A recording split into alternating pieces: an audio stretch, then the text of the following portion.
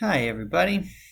Today we are going to be learning about functions and figuring out what they are and our introduction to how we use them. So we're going to be watching a video today. You're going to be following along with me, filling in the notes. As you'll see on your handout over on the right hand side here, that's where you're going to put your questions and comments. So today I'm in the classroom, but generally when we do these things I might be gone. So this is where you'd write things that you didn't understand, and since I wouldn't be there to answer them, you'd remember to ask me in the future about something that you don't know. So here we go. A function is a relationship that pairs each input value with exactly one output. The idea of a function is that you put something in what you expect to come out. That's the only thing that comes out. So let's take a look at this example underneath. We have two vending machines. When we press A, as you can see on this left one here, what comes out of A? Orange juice. You go up to a vending machine that gives you drinks, you press a button, you're expecting the drink that is pictured on the button to come out of that button. You press B, what do we get when we press B? That's apple juice. C and D. You press those, looks like we're getting skim milk. E, we're getting chocolate milk. And finally F gives you water. So you push a button, something comes out. Our input is the pressing, our output is what comes out. Now let's take a look at this vending machine on the right. You press A, what do we get? We get orange juice. When you press B, see these two arrows right there? Looks like when you press B, you're either getting apple juice or you're getting skim milk. Anyway, let's move on. C gives us skim milk. D gives us chocolate milk. E and F give us water. So something I would like to point your attention to right there, highlighted on the screen for you. When you press B, you don't know what you're getting. Now, that is not a vending machine I'm assuming many of you would want to deal with. You wouldn't want to spend money to get something that maybe you wouldn't have. So this is the idea of a function right here. If this happens, we're not going to call it a function. So let's move on to some vocabulary, our input and output. I want you to write a couple things for me. So for input, I want you to write independent. And also in the corner, I want you to write X. For output, I want you to write dependent. And in the corner, let's write a Y. So something that I'm guessing you've encountered before, we have two types of things. One that depends on the other. The output depends on the input. Think about our vending machine. Whatever comes out of the machine depends on the button you press. You press a different button, a different thing is coming out. So the output we're going to consider to be our dependent variable. And our input is considered our independent variable. Independent meaning that it was your choice. It wasn't because of something else. You press a button is because you wanted to press that button, not because you had to. So a relation is a function only if each input is mapped to one output variable, aka unique. Meaning that if you see it mapped to the same number over and over again, that's okay, because that's not unique. So let's look at some ways that we represent functions. We're going to start with our mapping diagrams here at the top of page 2. We're going to have our input bubbles. We're going to have our output bubbles. And these arrows tell you that when you input something, that's what you'll get out. So if you input 1, you will get out 1. You input 4, your output will be 2. So this is a function because every input has only one output. You look at the arrows from our input bubble, only goes to one place. Let's look at a non-example. So why is this diagram over here on the right not an example? I want you to think about it for a quick second. Take a pause. Try to think of why this would not be a function. Hopefully you paused and thought about it. I'm going to circle 6 right here.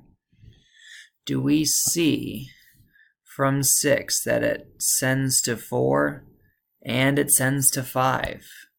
You input 6, we don't know what we're getting out. That is something that says we do not have a function. So I would say 6 maps to 4 and 5.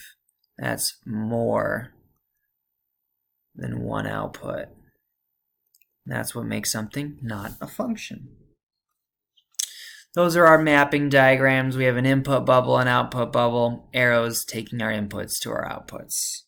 Another way to write these relations is with ordered pairs. Our input comma output, our x comma y.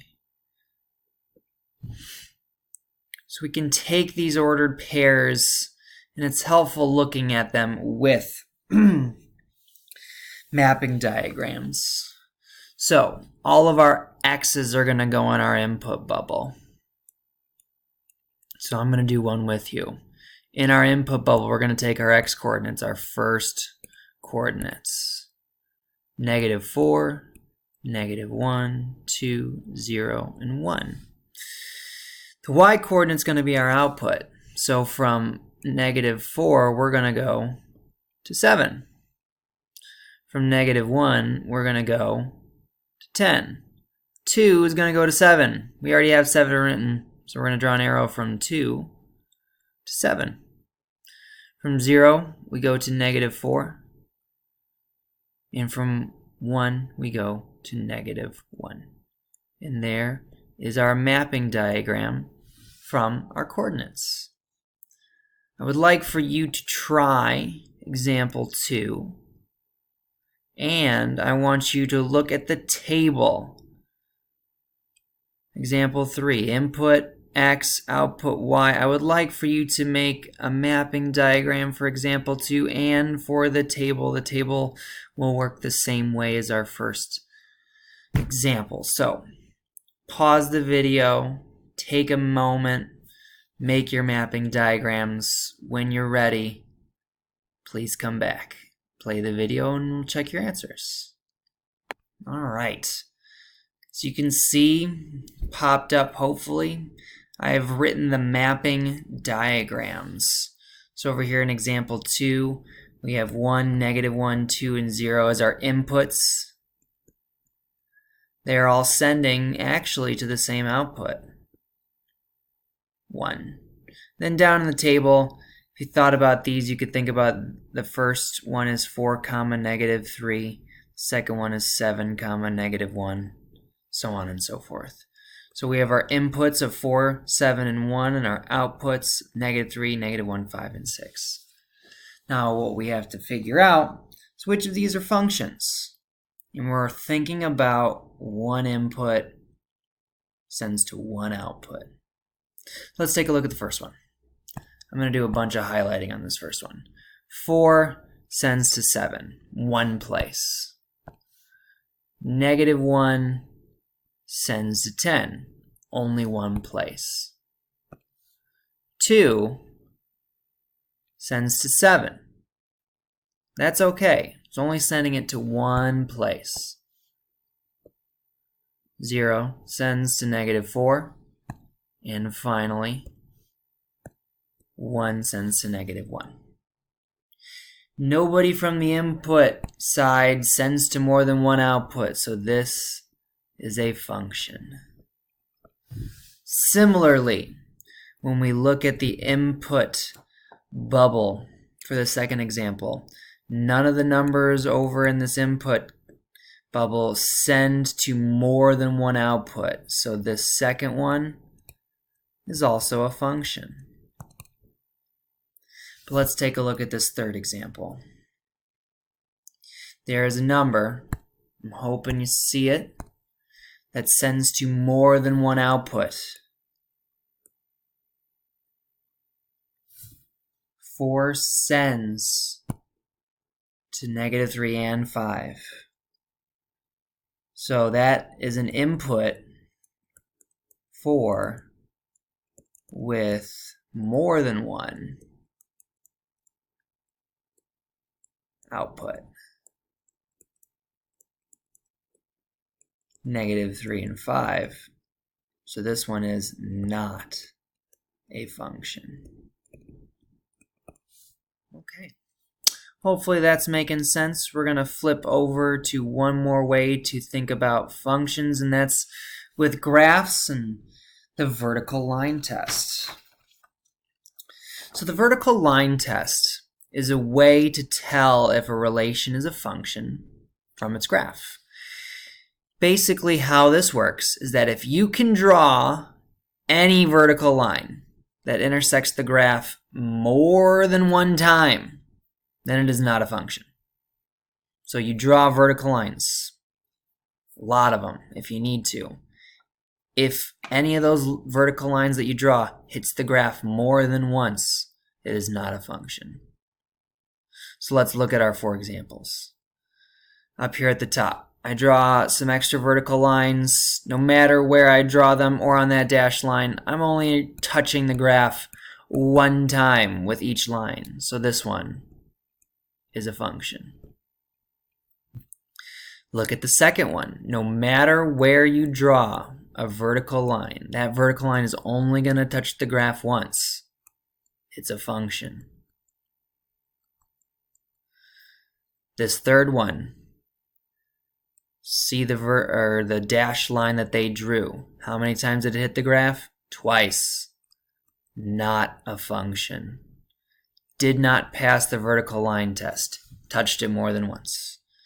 Looking at the fourth one, again, if you look where they have the dashed line, there are 3 spots where it's touching, therefore, it's not a function. So, I would like for you to pause, take a look at the 3 questions down underneath here, use the vertical line test, decide whether or not they are functions, and explain why. So pause, come back, you'll get your answer in a minute. Alrighty, as you can see, I filled in 2 of my answers. A and B are both functions. No matter where you draw that vertical line up and down, you're not going to touch the graph more than once for each line. So those are functions. They pass the vertical line test, but let's look at this last one. This line that I drew right here hits the graph in more than one place, so we would say not a function. It fails the vertical line test.